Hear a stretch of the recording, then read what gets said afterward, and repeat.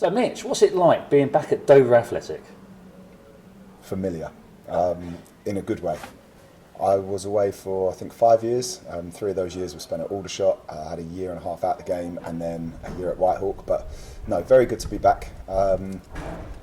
Obviously, I've kept an eye on Dover. I think when you've played for the club or played for a club like this, it kind of ingrains itself in you slightly. And I've always kept an eye. And it's been a shame to see obviously what's happened over the last couple of years. But things like that happen in sport, that happens in life, and I feel as though that the club's reached the lowest point that it's going to be, and I was really excited about coming back and being part of trying to get the club back to where it belongs and where the town wants their football. Of course, we're just talking after the Ramsgate friendly, which is your first appearance here, actually, in a match. Has the place changed much in those 5 years? No. It's I was fortunate enough with Whitehawk last year to travel around the whole of the Isthmian League. We went to obviously a lot of grounds. There are some lovely grounds in the league. This will be the best. Now, whether or not that goes for or against us, who knows? Because we always felt, certainly last year, that when we were going to the places where you go, oh, that ground's lovely, you kind of up your game a little bit because the crowd's good, the pitch is good, it's a lovely stadium. So yeah, we've just got to obviously make sure that we're intelligent enough to work and make sure that that's in our favour, and that's something that fans can help us with. So yeah. Now, you mentioned that for the last 5 years you have been following the results from afar. How much did it hurt, and how gutted were you that the results were on a downward trend, certainly since COVID, of course? Yeah, it's always hard. A team that you follow, you always want them to do extremely well. But as we know, and as Dover are well aware, non-league football in the UK is extremely competitive. It's hard. There are no easy games, even at step 3, even at step 4. It is tough. It is tough. And yeah, I say it doesn't surprise me, but Dover, I felt as though when I was here, we were always maybe punching above our weight from the outside. That's not to say that we kind of overachieved. I think, if anything, maybe at the time, maybe slightly underachieved, depending on who you spoke to. We were very close to getting into the playoffs on numerous occasions up into League Two. And yeah, it was a very enjoyable period for the club. So it did hurt, obviously, seeing the club full, but it's happened to a lot of clubs, big clubs across the country, and some are unfortunately no longer still with us. So it's good and great that Dover have still got a club, and as I said, I'm just very excited about this season to see where we go. As you say, you were here, 7 years, and I watched a lot of games actually during that era, and one of my favourite memories was the playoff final against Ebbsfleet. I always remember that one. But there were so many good moments. Can you just talk us through some of your favourite memories? Cool. There's a lot. There is a hell of a lot. I said 7 years. That's a lot of games, a lot of football.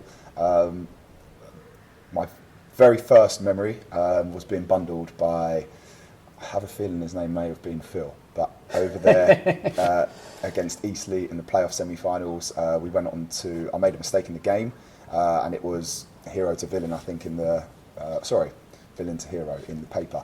And yeah, I remember being down there, the boys jumping on me, a few fans came in, and yeah, that kind of enlightened me to the emotions of football. Obviously, the second year we got promoted. I think that's a very standout moment in Dover's history, especially with all the, let's say, drama that had gone on the season before and pre-season with Ebbsfleet, and obviously it was meant to be that we played them in the playoff final. And then, yeah, we had some fantastic times in the National League. I think our second season, we got to the playoffs, and I remember went down to the last game whether or not we finished third, fourth or fifth, and we lost to Forest Green. That meant we played them in the playoffs, and unfortunately we lost that game. But the following 3 seasons we were always in and around there. I think we, if my memory serves me right, I think one year we missed out by goal difference, the other one we missed out by 2 points, and the other one we missed out by 3 points. So and going away and welcoming big teams down here, Leighton Orange, Bristol Rovers, Barnets, some very, very good teams came, Wrexham's, and it was a great sort of environment and buzz about the place. Yeah, and of course, one of the great things that you achieved was you got into the England semi-pro side, didn't you? Just tell us a little bit about that. Yeah, so it was the England C set-up. It is for anybody under the age of 24, I believe. I think they've upped it a year now, that isn't at a professional club. So, and the best thing about it, they do not cut corners.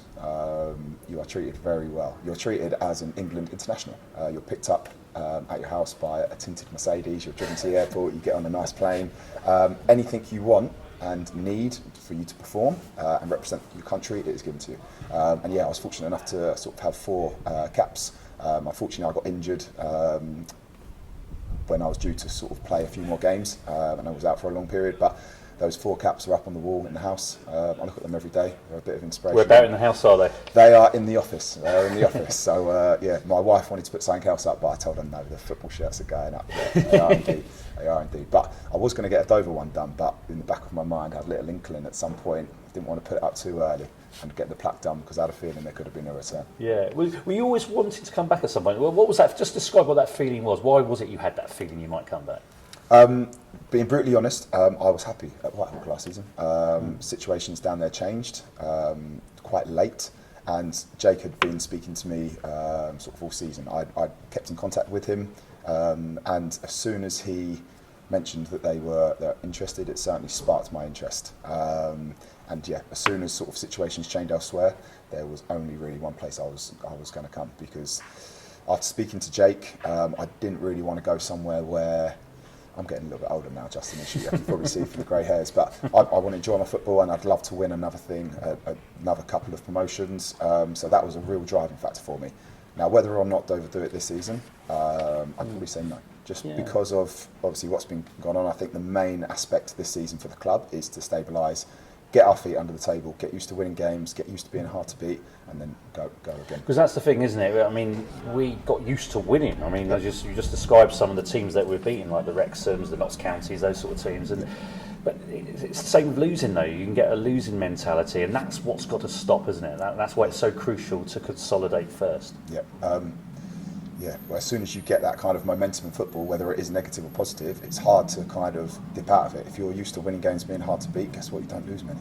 However, if you lose 2 or 3 or 4, and then the environment changes, whether that's within the changing room, whether that's in the stand, it can sometimes be very hard to turn that, because that kind of it spreads. So it's very important for us this year that we get off to a good start, which we have done in pre-season, and just make sure that going forward we stick together as a team, we stick together as a club, and we make sure that this season, because there's going to be plenty of ups and downs, we're not going to win every game, we're not going to lose every game, but as long as we are hard to beat, we work hard and we stick together, we'll give ourselves a really good chance. And of course you've come along with Joe and Luca as well, which I understand it was all down to you.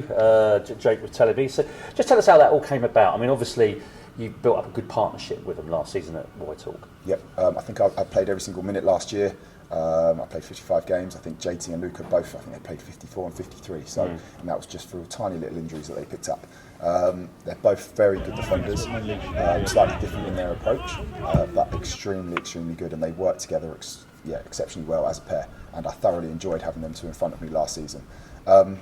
As mentioned earlier, the situation down at Whitehall changed quite drastically with management. And as I said to you, as soon as that kind of became available, and I was looking to go elsewhere. Jake asked me if there was any boys who I felt would be a good fit for the club, and straight away those two came to mind. As I said, they fit the profile. Maybe not JT because he's a little bit older like me, but Jake wants some experience, and JT's played at this level and higher for a very long time, and he brings that bit of calmness to the team where I think it's important, especially with young lads. I've seen over time the shift in football happen slightly, where, let's say, the more old school approach of barking at someone sometimes doesn't work so well with the younger lads.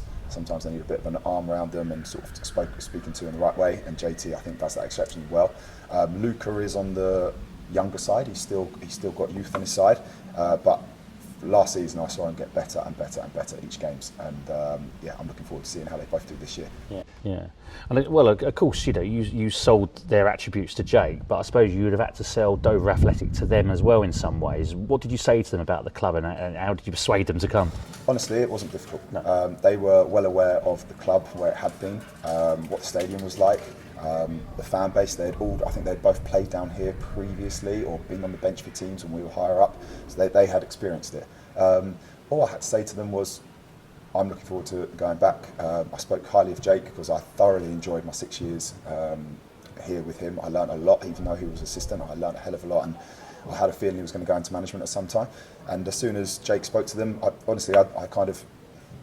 pushed all three of them together, but left them to it, and I think it was an easy decision from all parties. Of course, Jake was assistant to Chris, so you played under Jake with Chris. What was it like working with Jake previously? What did you observe from working with Jake?